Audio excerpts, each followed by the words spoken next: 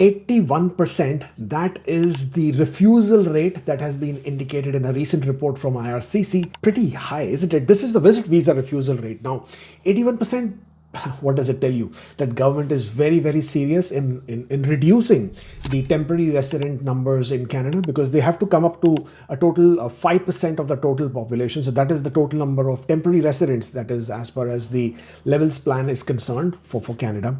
Obviously, they have tried to do this in various ways, by reducing the approval for study permits, by restricting the work permits, the spouse open work permits, the postgraduate work permits, and also visit visas. Therefore, if you are still looking to apply for a visit visa to Canada, be prepared to maybe not get a good news, first of all. Therefore, if you really want to see the end of it, also then be prepared to probably take it for a judicial review, whereby you hire an immigration lawyer who challenges the decision in the court, provided you have prepared your application in the correct manner in the first place.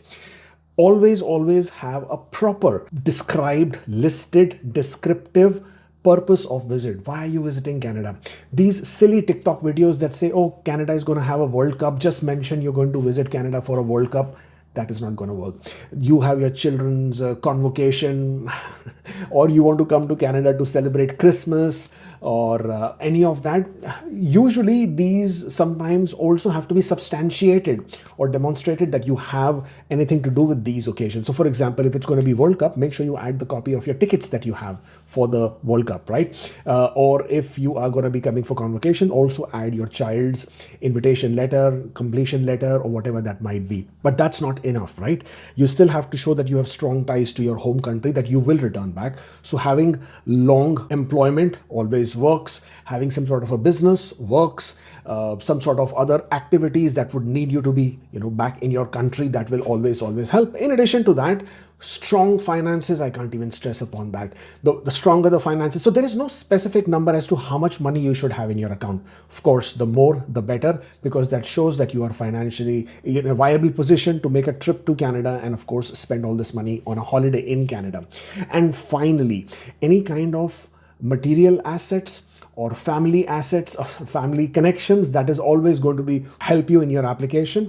So do lay a lot of emphasis on that. You may get a net worth certificate if you want from your CA or any financial accountant person, or you may even provide title deed of your property or real estate. That would really help. So when you have built this entire application, of course, I've forgotten, if you have any prior travel histories, make sure that you do indicate them, so that you can establish that you are a bona fide genuine visitor and you have always complied with the law of the land. That is extremely important. Now, why is all of this important? Is because, God forbid, after having provided all of these details and information, if your application is still refused, then you are in a good position to go to an immigration lawyer, discuss and consult with them, and then take it to the federal court and challenge this decision under a judicial review, that the officer has not taken due consideration of everything that you have mentioned in your application.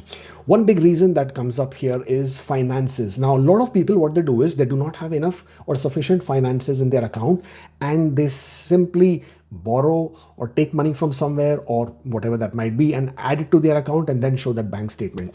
If you are one of those people, then please make sure that you also add explanation and proof as to where did that money come from. Of course, the money has to belong to you. You can just not get this money on a loan and borrow it just for the purposes of visa. That is a short way of getting your visa refused. So don't be a statistic of one of those 81%, be the 19%, and make sure you prepare a good application. That way, at least you can visit Canada and go back and have some good memories of this place.